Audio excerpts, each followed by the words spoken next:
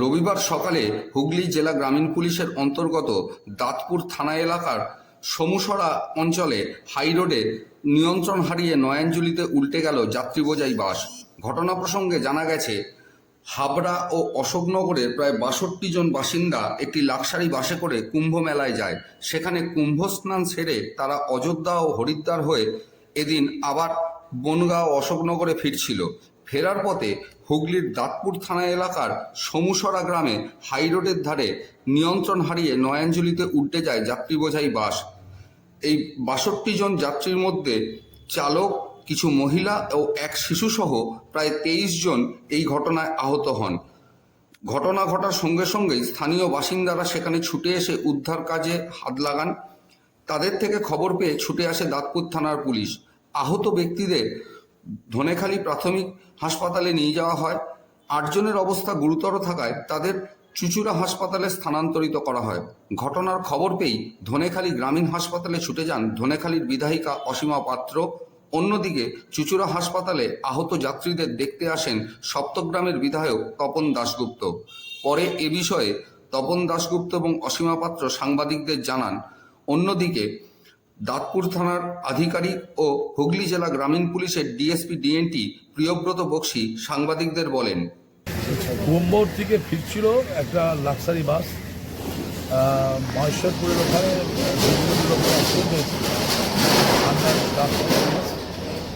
আমরা খবর পেলাম যে চুঁচুড়া হাসপাতালে ৮ জন আসছে এবং বনিয়াখালী হাসপাতালে ভর্তি হয়েছে। কয়েকজনের অবস্থা খুব সিরিয়াস।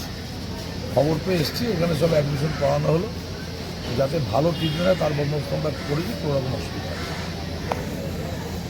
প্রথমত ওরা প্রয়াগে গিয়েছিল কুম্ভ স্নান করতে। কুম্ভ স্নান করে ওরা ফিরছিল একটা বাস, ৬২ জন প্যাসেঞ্জার ছিল, কারো রায়ঘাটা, কারো অশোকনগর, ওইদিকে হাবড়া, এইদিকে বাড়ি। আর আজকে সকালে সেটা আমাদের দাঁতপুর থানার অন্তর্গত সমসারা হাইরোডের উপর ড্রাইভার ঘুমাওয়ার ফলে গাড়ি পাল্টি খায়।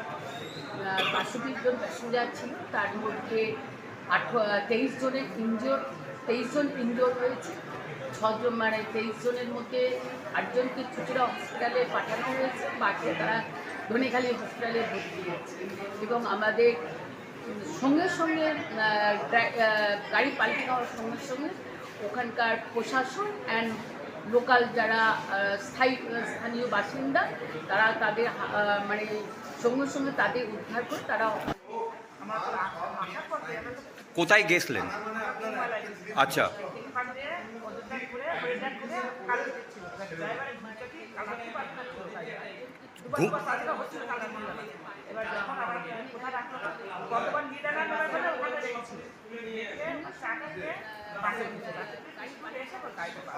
পাল্টি খেয়ে গেছিল। আচ্ছা, পাল্টি খেয়ে গেছে। কতজন ছিলেন বাসে? কতজন ইনজিওর্ড হয়েছে?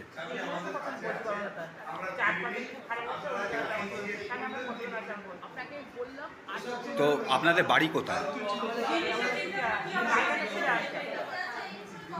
উত্তর 24 পরগনা, গাইঘাটা, উত্তর 24 পরগনা। আপনার নাম কি?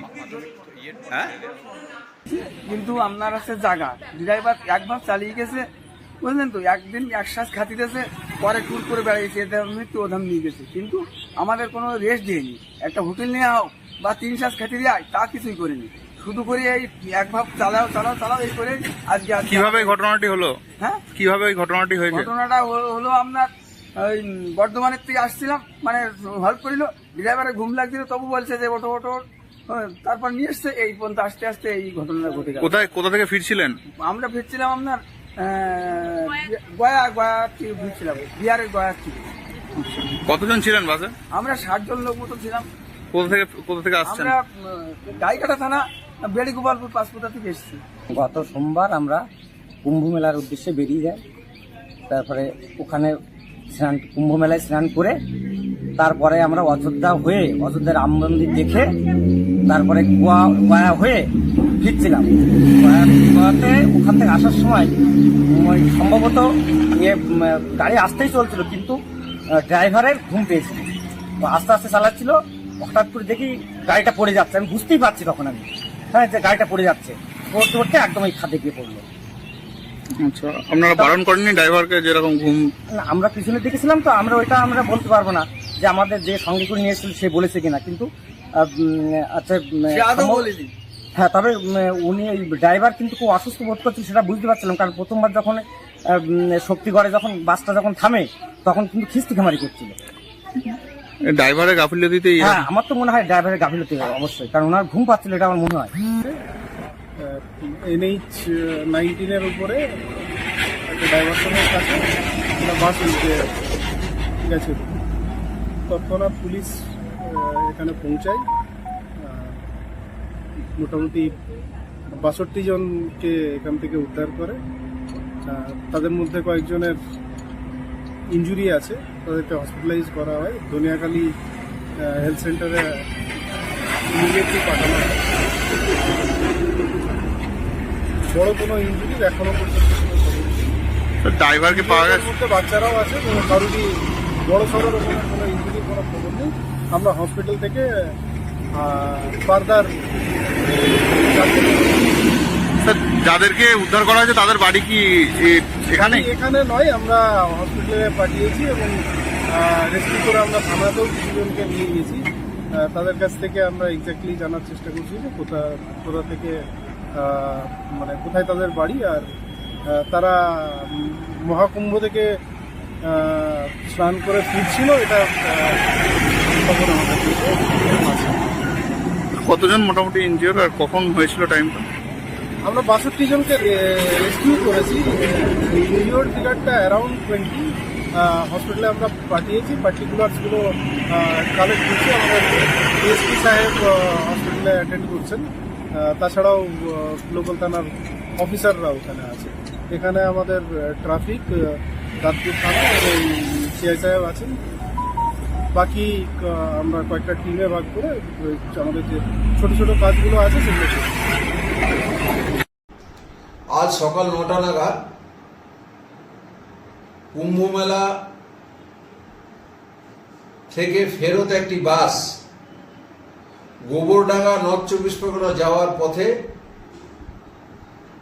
দাঁতপুরে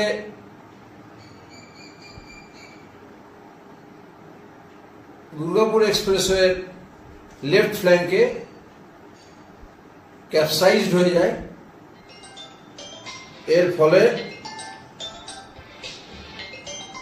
22 জন ইনজিওর্ড হন।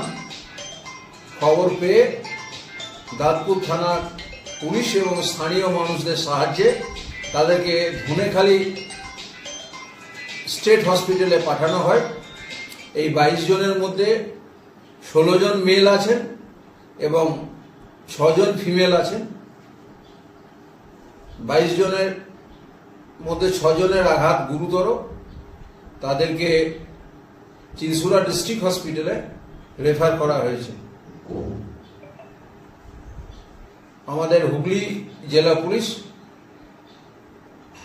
এই বাস যাত্রীদের সমস্ত রকম সাহায্যের হাত বাড়িয়ে দিয়েছেন। তাদের বাড়িতে খবর দেওয়া হয়েছে, তাদের পার্সোনাল বিলঙ্গিংস যেগুলো ছিল সেগুলো উদ্ধার করে দাঁতপুর থানাতে সেফ কাস্টডি করে রাখা আছে, ওনাদের হাতে ফিরিয়ে দেওয়া হবে। ব্যুরো রিপোর্ট, সংবাদ 24। এর আগে বিভিন্ন রাজনৈতিক নেতারা এসে সুতন্দ্রার পরিবারের সাথে দেখা করে কথা বলেছেন। এদিন সুতন্দ্রার বাড়িতে এসে সুতন্দ্রার মায়ের সাথে দেখা করে কথা বললেন রাজ্য সরকারের হাতে আক্রান্ত অধ্যাপক অম্বিকেশ মহাপাত্র। এদিন তিনি প্রায় আধ ঘন্টা ছিলেন। পরে সাংবাদিকদের প্রশ্নের উত্তরে আইনি সহায়তার আশ্বাস দিয়ে বলেন, এইভাবে একটা জিনিস আপনি সবাই খুব পরিষ্কার বুঝে গেছি যে মেয়েটিটা ফিরে আসবে না। এখানে এসে যেটা জানলাম, আমরা খুব বেদনাও, আমরা তো সাধারণ মানুষ, রক্ত মাংসের মানুষ, পরিবারে একমাত্র সন্তান, শুধু সেই সন্তান, বাবা আগে ক্যান্সার রোগে আক্রান্ত মারা গেছে। বাড়িতে দুজন বৃদ্ধা ঠাকুমা দিদিমা আছেন, তারাও চোখের কান্নাকাটি করছেন। এটা তো একটা মর্মান্তিক ঘটনা এবং এরা চাইছে যে দোষীরা সাজা পাক, প্রকৃত তথ্য সামনে আসুক। কিন্তু আপনি সবাই জানি প্রকৃত তথ্য সামনে আনার দায়িত্ব হচ্ছে দেশের সংবিধান অনুযায়ী পুলিশ প্রশাসন। বা তদন্তকারী সংস্থা, তাদেরকে যদি রাজ্যের শাসক দল এবং কেন্দ্রের শাসক দল কবজায় নিয়ে রাজনৈতিক অভিসন্ধিতে ব্যবহার করে, তাহলে আপনি বিচার পাবেন। তবুও আমরা দেশের নাগরিক হিসেবে সংবিধানের প্রতি মর্যাদা রেখে আইনি লড়াইয়ের পক্ষেই থাকবো এবং পরিবারের পাশে থাকবো। কিভাবে আইনি সহায়তা করবেন বা আমাদের যা ক্ষমতা আছে সেই অনুযায়ী আমরা করবো। আমাদের সঙ্গে অশোক কুমার গাঙ্গুলী মহাশয়ের একটা নির্দিষ্ট যোগাযোগ আছে, তিনিও আক্রান্ত মানুষ এই রাজ্য সরকার দ্বারা, তিনি পরামর্শ দেবেন, সেই পরামর্শ ওদের কাছে আমরা পৌঁছে দেবেন। আগামীকাল থেকে শুরু হচ্ছে উচ্চ মাধ্যমিক পরীক্ষা। আর গত শুক্রবার থেকে নিখোঁজ হয়ে গিয়েছিল চুঁচুড়া 2 নম্বর কাপাসডাঙ্গার বাসিন্দা দেশবন্ধু স্কুলের ছাত্র সুমন পাল। গত শনিবার তার বাবা মা চুঁচুড়া থানায় অভিযোগ দায়ের করলে পুলিশ সুমনের মোবাইল ফোনের লোকেশন ট্র্যাক করতে গিয়ে তাকে এদিন চুঁচুড়ার ঘুটিয়া বাজার এলাকার গঙ্গার ধার থেকে উদ্ধার করে বাবা মায়ের হাতে ফিরিয়ে দেয়। পরে এ বিষয়ে সুমনের মা এবং বাবা সাংবাদিকদের জানান, পুলিশে আমার চিরকৃতজ্ঞ ধন্যবাদ জানাই তাকে, তার জন্য আমার ছেলেকে পেয়েছি। সাংবাদিকতা তো আছেই, তাদের জন্য আমরা তার ছেলে কার বিষয়ে আমরা তাদেরকে খুঁজে পেয়েছি, নাহলে আমার আশা ছিল না আমার ছেলেকে পাওয়ার। আপনি কাদের সহযোগিতায় ফিরে পেলেন? কে দিল আপনাকে ফিরিয়ে? আপনাদের জন্য পেলাম, সাংবাদিকদের জন্য আমরা পেলাম। চুঁচুড়া থানা তার জন্য তো ধন্যবাদ, ওনাদের জন্য আমরা পেয়েছি, আপনাদের জন্য, ওনাদের জন্য, সবার জন্য আমি পেয়েছি আমার ছেলেকে, নাহলে আমার বিশ্বাস ছিল না আমার ছেলেকে খুঁজে পাওয়া। পুলিশকে তো আমি কি তাদের ধন্যবাদ বা জানি, আমি তাদেরকে ছোট করতে চাই না, কিন্তু সে যে আমাদের যে এতটা সহযোগিতা করেছে তার জন্য আমি খুবই কৃতজ্ঞ। চুঁচুড়া থানার পুলিশ বা সাংবাদিক ভাইরাও আমাদের সঙ্গে আমাদের প্রচুর সহযোগিতা করেছে, যেই কারণে আমরা খুব কয়েক ঘন্টার মধ্যে আমার ছেলেকে আমরা হাতে ফিরে পেয়েছি। কেন বুঝতে পারছেন কি কারণে? কাল থেকে তো পরীক্ষা, তার আগের দিন এরকম ভাবে বেরিয়ে এটা ওর এখন মানসিক চাপের জন্য হচ্ছে কিনা বুঝতে পারছি না। পড়াশোনা তো মোটামুটি খুব চাপে নিয়েছে এবং ভালো স্টুডেন্ট, মানে বাড়িতেও কোনো দূর ঝামেলা অসুবিধা কিচ্ছু করে না, এতটাই ভালো ছিল। মানে আপনাদের তরফ থেকে কি পড়াশোনার জন্য চাপ দেওয়া বা ফার্স্ট হতেই হবে এরকম? আমরা ওসব কিছু বলি না, আমরা ওকে যখন মাধ্যমিক দিয়ে তখন থেকে বলেছি তোর যেটা নিয়ে ইচ্ছা তুই সেভাবে পড়, পড়াশোনাটা তোর ব্যাপার, পড়াশোনাটা তো আমার ব্যাপার না। কালকে কি কিছু হয়েছিল বাড়িতে? কালকে কিছু হয়েছিল বাড়িতে কারোর সঙ্গে? পরশুদিন কিচ্ছু হয়নি বাড়িতে। কিছু হয় বলতে আমার একটা ছোট ছেলে আছে, ওর সঙ্গে একটু 2 ভাই থাকলে যেরকম হয় আর কি, ছোট একটা মানে একদমই ছোট, মানে 10 বছরের ডিফারেন্স। তো ওর ভাইয়ের সঙ্গে একটু হয়তো কোটাকুটি লেগেছিল বা একটু মারামারি হয়তো হয়েছিল, সেটা আমিও সঠিকভাবে জানি না, সেটা ওর মার কাছ থেকে একটু শুনলাম।